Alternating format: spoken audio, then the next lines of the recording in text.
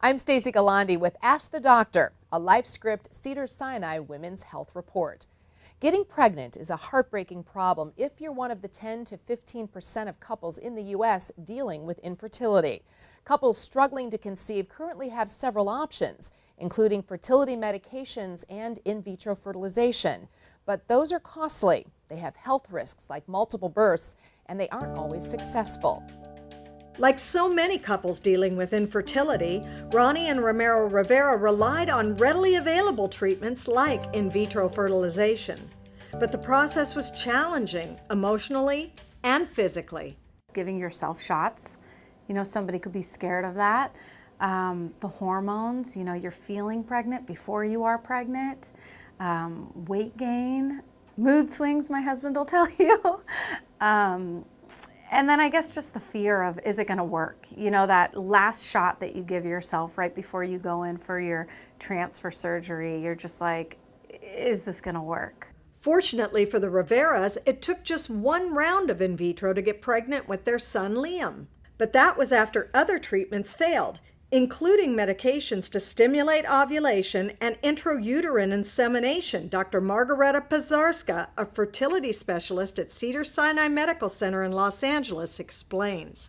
We tried 3 cycles of superovulation with medications and then intrauterine inseminations. And unfortunately for this couple, they were not successful with those options. They only had to go through in vitro fertilization once, and they were successful with their first try.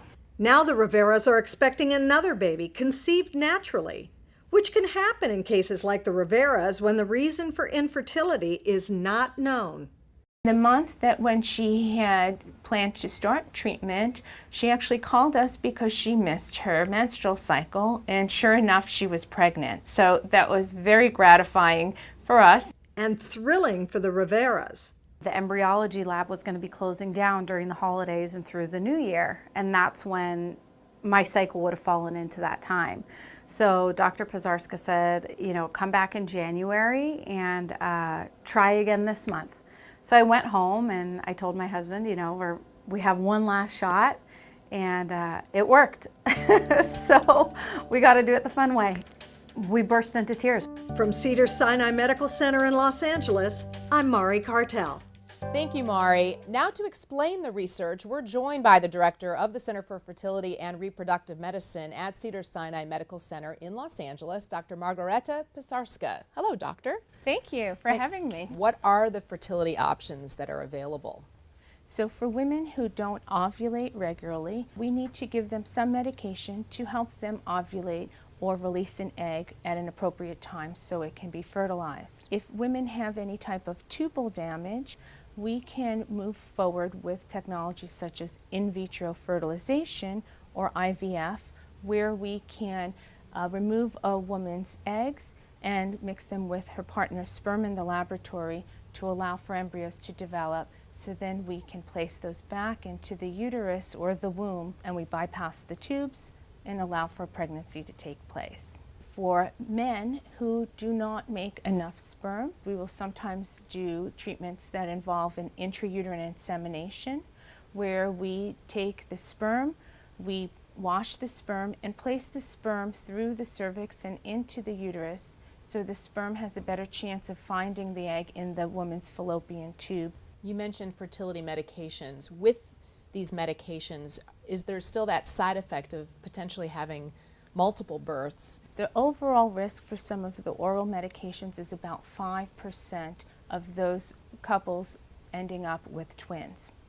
When we get to the more advanced medications, such as the fertility shots, what happens is their risk of multiples goes up because they have a higher chance of producing more than one egg at the time of treatment, and their risk of multiples goes up to about 10 to 15%.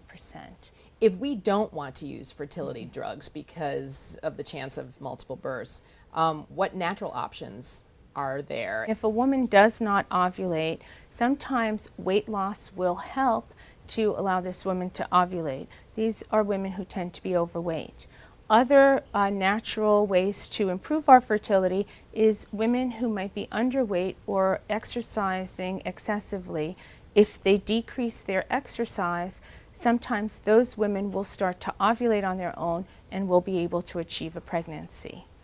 Other options that are available is timing intercourse. It's important to time intercourse appropriately because a woman's egg is only alive in the reproductive tract for approximately 12 to 24 hours once it's been released.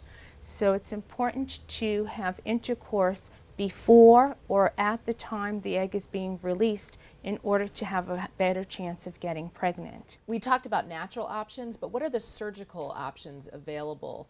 They can have fibroids, which are benign growths in the muscle of the uterus, and if they're located where a pregnancy should implant, that can lead to problems with getting pregnant as well as holding that pregnancy to term. So one of the options is removing that fibroid, and now we have the option of doing it with minimally invasive gynecology.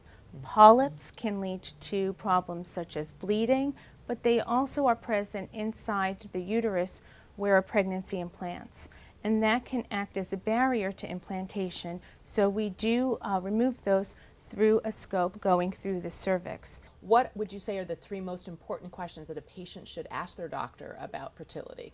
Number 1, to determine what their fertility potential is through their ovarian reserve. The other thing that's important is to find out what our partner's fertility potential is and whether or not there's factors affecting our male partner.